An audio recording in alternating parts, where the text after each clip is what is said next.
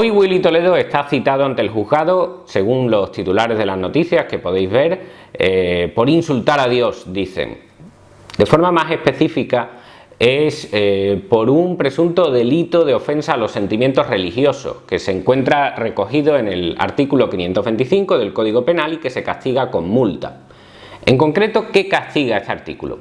Este artículo castiga la conducta de aquellas personas que para ofender los sentimientos religiosos de una confesión religiosa pues realicen actos que denigren o vejen a las concretas creencias de esa confesión religiosa o sus ceremonias o sus ritos, o también a las personas que profesan esa creencia o practican esos ritos. Por lo tanto, se da una conducta que tiene que ir dirigida a la concreta creencia o ir dirigida a las personas que profesan la creencia o hacen sus rituales y los practican, pero todo ello tiene que ser con el llamado ánimo subjetivo, que es que tiene que tener la intención de ofender a esas personas que profesan esas creencias o practican esos ritos.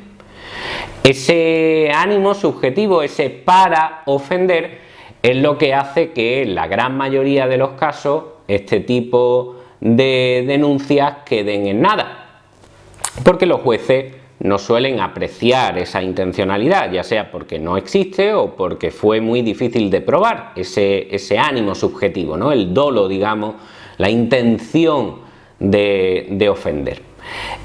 Fue el caso, por ejemplo, de Javier Crae, cuando le dio por cocinar un Cristo en un horno, no sé si os acordáis, que lo emitieron en Lo Más Plus, un día que estaban entrevistando a Javier Crae, creo que con Wyoming, y la sentencia dijo una frase lapidaria que hoy tendríamos que sacar, pero no solo para defender la libertad de expresión cuando hablamos de ofensas a sentimientos religiosos o dar la opinión sobre una creencia.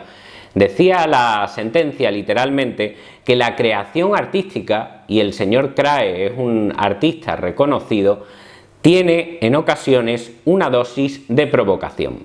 Y la sentencia lo que hacía es decir precisamente que lo que no concurría de ninguna manera era esa intención que exige el tipo penal de ofender los sentimientos religiosos, sino que era la única intención de dar una opinión o hacer una expresión artística que tiene una dosis de provocación. Hay una sentencia de la que soy especialmente fan de la Audiencia Provincial de aquí, de Sevilla, desde donde os hablo, que lo que hacía era analizar un caso en el que una persona había sacado una imagen de una fotografía donde aparecía la Virgen María y dice la sentencia que al lado aparecían unos genitales masculinos. No sé qué parte de los genitales masculinos, si era solo la pita o todo el conjunto, pero el caso es que así lo decía la sentencia. Yo no llegué a ver la foto pese a vivir aquí, y la sentencia de la Audiencia Provincial de Sevilla, con bastante gracia, rechaza la existencia del delito precisamente porque no había el ánimo de ofender. Decía la sentencia que lo que había a lo sumo era un ánimo de provocar, pero se ve que a la Audiencia Provincial de Sevilla no le hizo tampoco mucha gracia la foto, y aunque consideraba que era legal, o por lo menos que no era delictiva, y decía: el proceder utilizado para realizar esa crítica nos parece tan burdo como simplista y carente de cualquier virtud intelectual apreciable.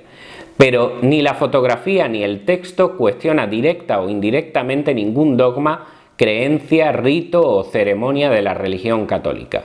Solo utiliza una conocida imagen para escandalizar y provocar una polémica que difícilmente conseguiría con el uso de una imagen no religiosa o incluso con poca devoción en la ciudad, cuestión que al parecer es lo que pretende resaltar el autor sin darse cuenta de que las numerosas faltas de ortografía que contiene el texto bastaría para escandalizar a cualquier lector sin necesidad de ningún añadido más. ¡Pam! Me parece curioso que diga, como si fuera relevante jurídicamente, que esta imagen no pretende cuestionar ni directa ni indirectamente ningún dogma o creencia, como si eso tuviera importancia desde un punto de vista jurídico. Estaría bueno que no se pudiera poner en en duda las creencias o los dogmas de alguien. O sea, lo que el Código Penal castiga es exclusivamente la humillación de una confesión religiosa, de un grupo de personas que practican una religión. En absoluto el Código Penal castiga, estaría bueno que alguien pusiera en duda o cuestionara dogmas, ritos o creencias. Sin embargo, la sentencia subraya esto como si tuviera alguna relevancia. Muchas veces los ateos, medio en broma o medio en serio, han manifestado que ellos también quieren tener este mismo tipo de protección y que quieren que el Código Penal recoja la posibilidad de castigar igualmente a quienes vejen, a quien no profesa ningún tipo de religión.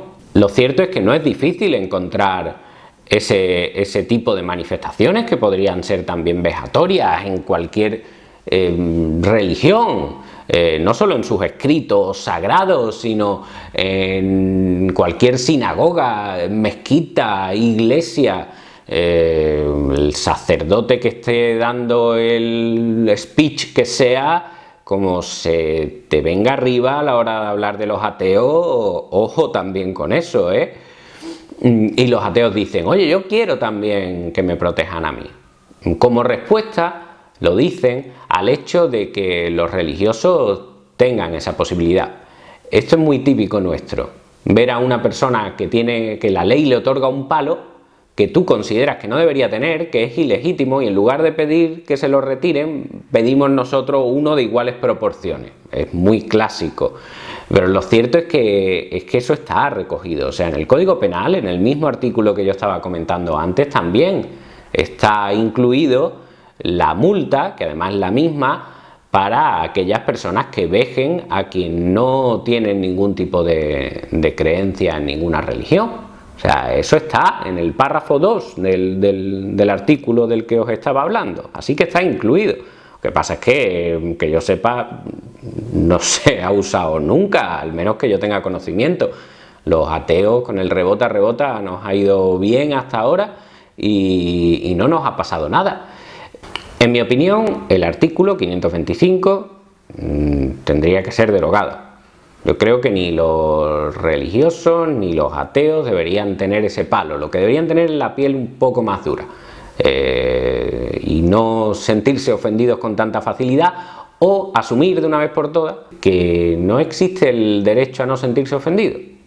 O sea, eso es un peaje que hay que pagar y que todos tenemos que pagar si quieres tener libertad de expresión, porque es que la libertad de expresión va en dos direcciones. Un religioso y un ateo tienen derecho, tienen la libertad de manifestar públicamente sus creencias y sentirse orgullosos de creer o no creer en lo que les dé la gana. Pero eso tiene un coste también. El hecho de que tú tengas ese derecho tiene un coste, y es el coste de que la persona que no cree en lo que tú, o que sí cree en lo que tú no crees, te digas que no tienes ni idea, o que eres un inmoral, o que crees en seres imaginarios, o que si eres ateo no tienes un código moral de buenas conductas, e incluso que haga mofa de tu creencia o de tu falta de creencia. Ese peaje lo tienes que pagar si quieres tener esa libertad de expresión. Porque la libertad de expresión no es solo el derecho que tienes tú a decir lo que te dé la gana, sino que es también el derecho que tiene otra persona a decirlo sobre ti, o sobre tus creencias, o sobre tu falta de creencia. Y eso es todo, amigos. Gracias.